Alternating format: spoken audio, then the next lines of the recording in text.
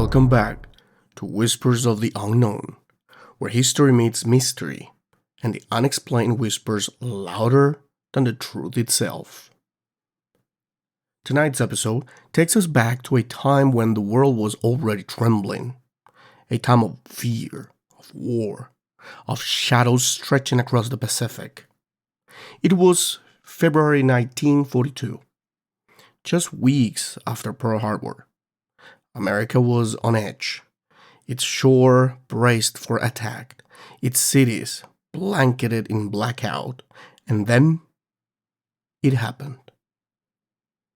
Los Angeles, a city asleep beneath a moonlit sky, suddenly awakened by sirens, searchlights, and something no one could quite explain.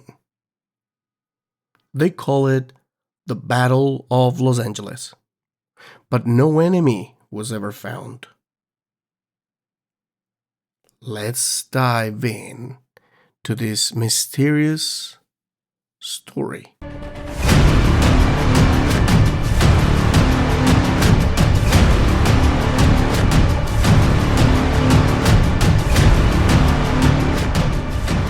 It was the early hours of February 25th, 1942.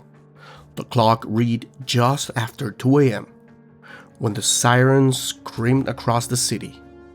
Residents rushed out of their homes in panic. Women clutching their children, men staring up at the horizon, waiting for Japanese planes. Only months earlier, 2,400 Americans had died in the attack on Pearl Harbor. Now, everyone believed Los Angeles was next. The Army's 37th Coast Artillery Brigade swung into action. Searchlights pierced the night sky.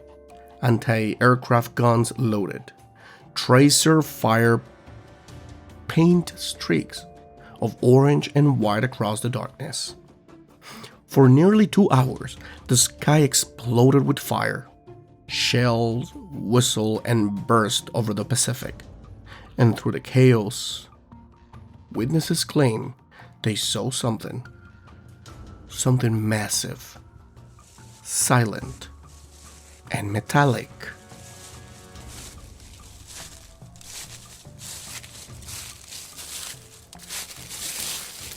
Corporal William Greer, stationed near Santa Monica, later told the Los Angeles Times, "It wasn't planes. Not like any I'd ever seen. We could see the shape, big, oval, glowing in the beams of light. Our shells hit nothing. Nothing. It just hovered there, as if laughing at us." Across the city, hundreds described similar shapes. 5 distinct objects, some said.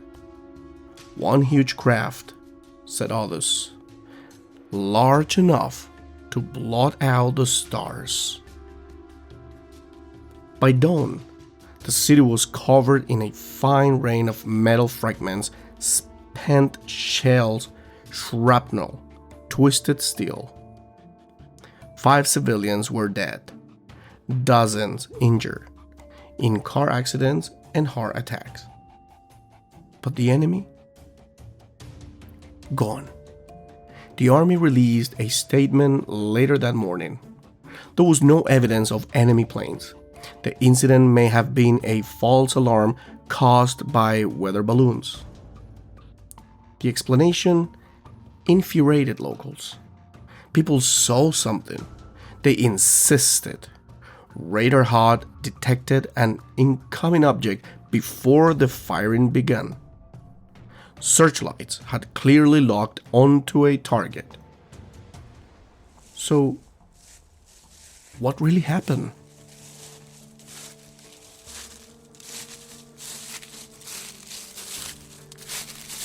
The mass hysteria theory. Psychologists later argue that the event was a case of wartime panic amplified by mass suggestion. The city, already terrified after Pearl Harbor, mistook reflections and smoke for aircraft. Once the guns opened fire, adrenaline and fear did the rest. It's a reasonable explanation, but it doesn't account for the radar blips, real physical detections, nor for the disciplined firing of trained soldiers who swore they saw solid shapes. Another theory: the enemy attack cover-up. Some historians believe there was something real, but human. Perhaps Japanese reconnaissance balloons, or experimental submarines launching decoys. Others suggest the military knew what it was, perhaps even an early American aircraft, and cover up to avoid embarrassment. After all, how would the army explain firing over 1,400 rounds of ammunition at nothing?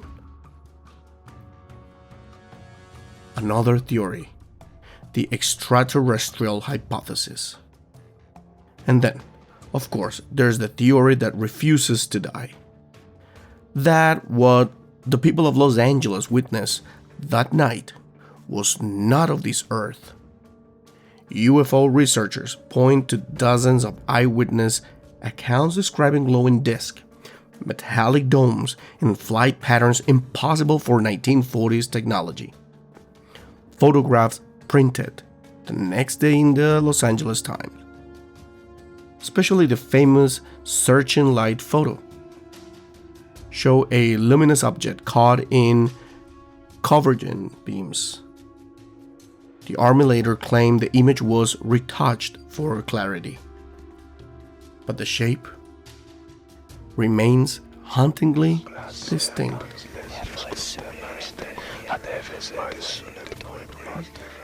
To understand why the event took root so deeply in American consciousness, we must revisit the atmosphere of the era.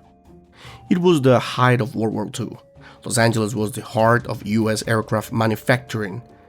Douglas, Lockheed, Northrop, all producing bombers and fighters. Japanese submarines had been spotted along the California coast days earlier.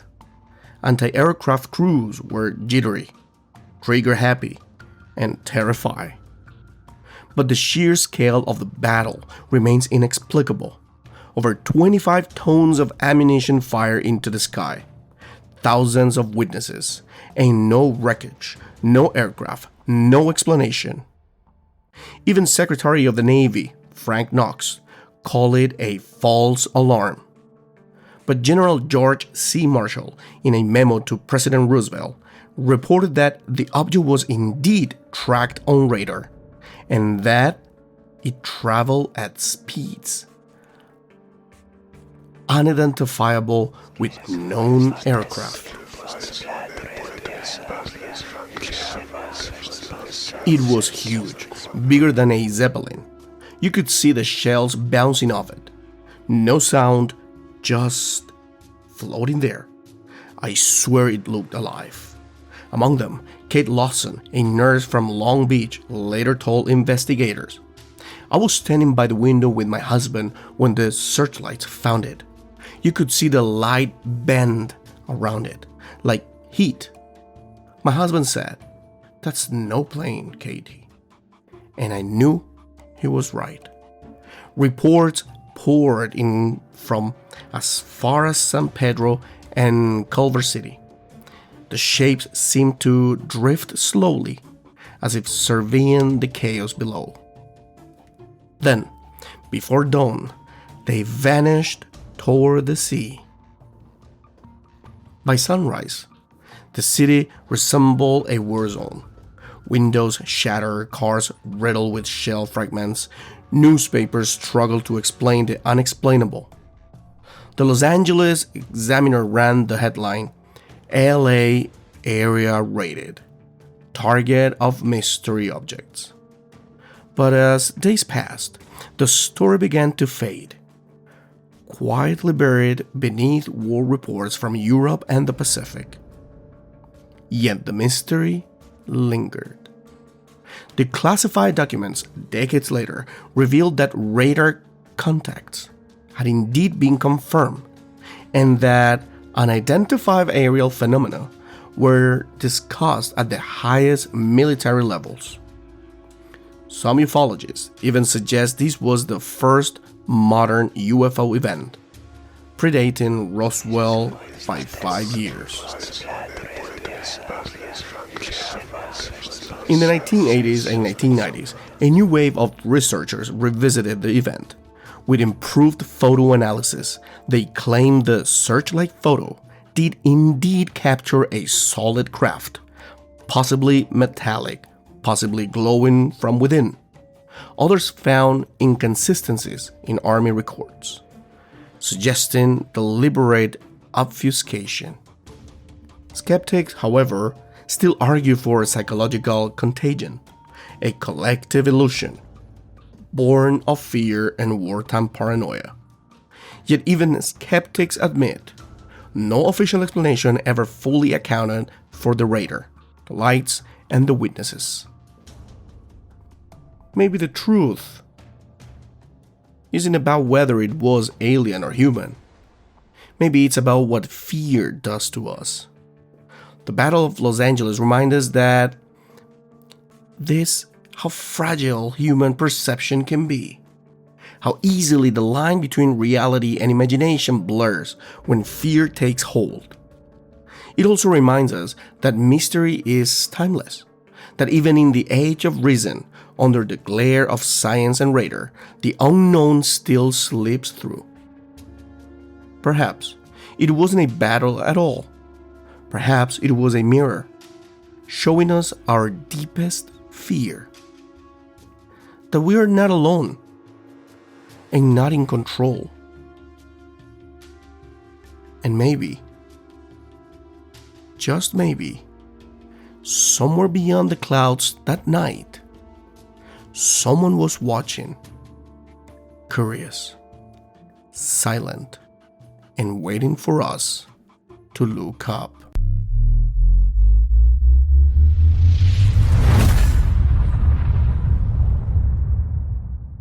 You've been listening to Whispers of the Unknown. If tonight's story made you question what's real and what's hidden, then our mission is complete.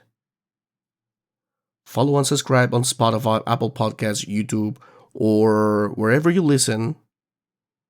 And remember, the truth isn't always out there.